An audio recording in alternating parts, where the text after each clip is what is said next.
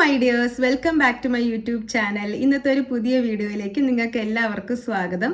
എൻ്റെ പേര് ഹൈക്ക. സ്കിൻ കെയറിൻ്റെ ഫസ്റ്റ് സ്റ്റെപ്പാണ് ക്ലെൻസിങ് സ്റ്റെപ്പ്. അതായത് നമ്മുടെ സ്കിൻ ടൈപ്പിന് ചേരുന്ന ഒരു ഫേസ് വാഷ് വെച്ച് ഫേസ് നന്നായിട്ട് ക്ലീൻ ചെയ്യുക. അപ്പോൾ എൻ്റെ സ്കിൻ ടൈപ്പ് ആദ്യം പറയാം. എൻ്റെത് ഒരു ആക്നി സ്കിന്നാണ്. എനിക്ക് മിനിമം ഒരു 2-3 കുരുക്കൾ എപ്പോഴും മുഖത്ത് കാണും. അപ്പോൾ ഇന്നത്തെ വീഡിയോ മുഖക്കുരു ഉള്ളവർക്ക് ചേരുന്ന കുറച്ച് ഫേസ് വാഷസ് ഞാൻ പറഞ്ഞു തരാം.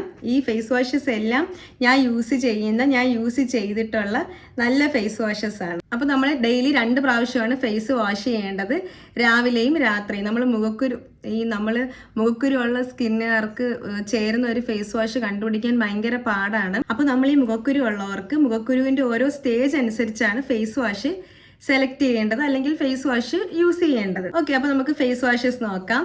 ഫസ്റ്റ് ഈ ഒരു ബെൻസാക് AC ജെൽ വാഷ് ആണ്. ഇതിന്റെ മെയിൻ കണ്ടന്റ് ബെൻസോയിൽ പെറോക്സൈഡ് ആണ്. അപ്പോൾ ഈ ഫേസ് വാഷ് ഞാൻ എപ്പോഴാണ് യൂസ് ചെയ്യുന്നതെന്ന് വെച്ചാൽ മുഖത്ത് ആക്റ്റീവ് ആക്നി ഉള്ള സമയം, അതായത് ഒരുപാട് കുരുക്കളുണ്ട്, ആ കുരുക്കളെല്ലാം അത്യാവശ്യം നല്ല വേദനയായിരിക്കും, വലിയ കുരുവായിരിക്കും, ചുമന്ന ഇങ്ങനെ പസ് ഫില്ല് ചെയ്തിട്ടുള്ള ഈ ഒരു ബെൻസോയിൽ പെറോക്സൈഡ് കണ്ടന്റ് ഉള്ള ഫേസ് വാഷ് എന്താണ് ചെയ്യുന്നതെന്ന് വെച്ചാൽ അത് നമ്മൾ ഫേസിൽ അപ്ലൈ ചെയ്യുമ്പോൾ നമ്മളെ മുഖക്കുരുവിലേക്ക് ഡയറക്റ്റ് ചെന്ന് നമ്മളെ മുഖക്കുരുവിലുള്ള ബാക്ടീരിയ ആയിട്ട് ഡയറക്റ്റ് ഫൈറ്റ് ചെയ്ത് അതിനെ ആ ബാക്ടീരിയയെ കില്ല് ചെയ്യും. അപ്പോൾ അങ്ങനെ നമ്മുടെ മുഖക്കുരു അങ്ങ് കരിഞ്ഞു പോകും. അപ്പോൾ ഈ ബെൻസോയിൽ പെറോക്സൈഡ് കണ്ടന്റുള്ള ഈ ഫേസ് വാഷ് ഒക്കെ നല്ല എഫക്റ്റീവാണ്.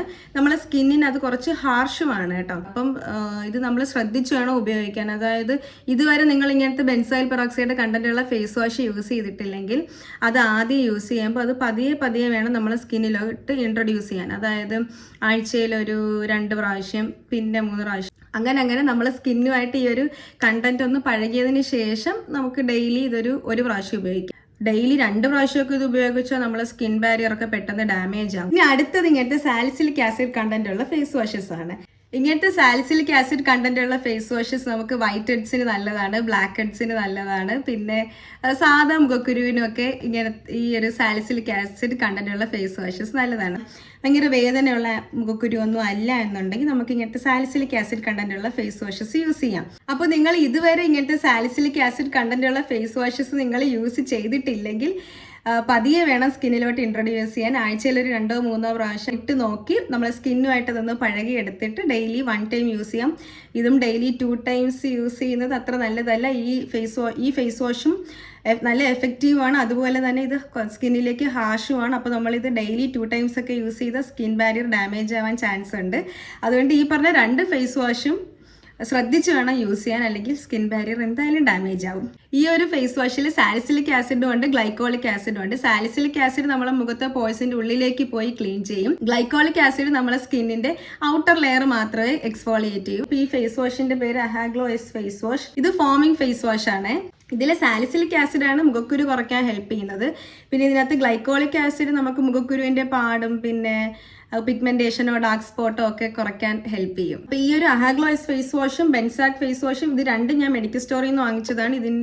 ഇത് ഓൺലൈനിൽ അവൈലബിൾ ആണോ എന്ന് എനിക്ക് അറിയത്തില്ല. ഉണ്ടെങ്കിൽ ഞാൻ ഇതിന്റെ ലിങ്ക് ഇടാം. ഈ ഒരു ബെൻസോയിൽ പെറോക്സൈഡ് കണ്ടന്റ് ഉള്ള ഫേസ് വാഷും സാലിസിലിക് ആസിഡ് കണ്ടന്റ് ഉള്ള ഫേസ് വാഷും നമ്മൾ മുഖക്കുരു ഉള്ളവർക്ക് എന്തായാലും മുഖക്കുരുവിനെ ഒന്ന് കുറയ്ക്കാൻ ഇത് എന്തായാലും സഹായിക്കും. ഇനി അടുത്ത ഫേസ് വാഷ് ആണ് നിയാസിനമൈഡ് കണ്ടന്റ് ഉള്ള ഫേസ് വാഷസ്. ഈ നിയാസിനമൈഡ് ഫേസ് വാഷസും മുഖക്കുരു ഉള്ളവർക്ക് മുഖക്കുരു കുറയ്ക്കാൻ ഹെൽപ്പ് ചെയ്യും.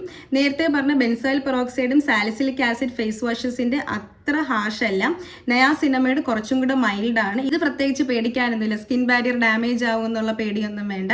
ഇത് നമുക്ക് ഡെയിലി 2 ടൈംസ് ഒക്കെ യൂസ് ചെയ്യാം. ബെൻസോയിൽ പെറോക്സൈഡ് ഫേസ് വാഷിന്റെ സാലിസിലിക് ആസിഡ് ഫേസ് വാഷസിന്റെ അത്ര എഫക്റ്റീവ് അല്ല നയാസിനമൈഡ് ഫേസ് വാഷസ്. അപ്പോൾ ഞാൻ യൂസ് ചെയ്യുന്നത് ഈ ഒരു സെറ്റാഫിലിന്റെ ഓയിലി സ്കിൻ ക്ലെൻസർ ആണ്. ഇതിനകത്ത് നിയാസിനമൈഡും ഉണ്ട്, പിന്നെ പാന്തനോളും ഉണ്ട്. സ്കിൻ ബാരിയറിനെയൊക്കെ പ്രൊട്ടക്ട് ചെയ്യാൻ വേണ്ടി യൂസ് ചെയ്യുന്ന കണ്ടന്റാണ് പാന്തനോൾ. അപ്പോൾ ഈ ഫേസ് വാഷ് ഞാൻ യൂസ് ചെയ്യുന്നത് ഒരു 2-3 മുഖക്കുരുവൊക്കെ ഉള്ള സമയത്ത്, അല്ലെങ്കിൽ മുഖക്കുരുവിനെ ഒന്ന് മെയിൻറ്റെയിൻ ചെയ്ത് പോകുന്ന ഒരു സ്റ്റേജ് ഉണ്ടല്ലോ, അപ്പോൾ ആ ഒരു സമയത്താണ് ഞാൻ ഈ ഒരു ഫേസ് വാഷ് യൂസ് ചെയ്യുന്നത്.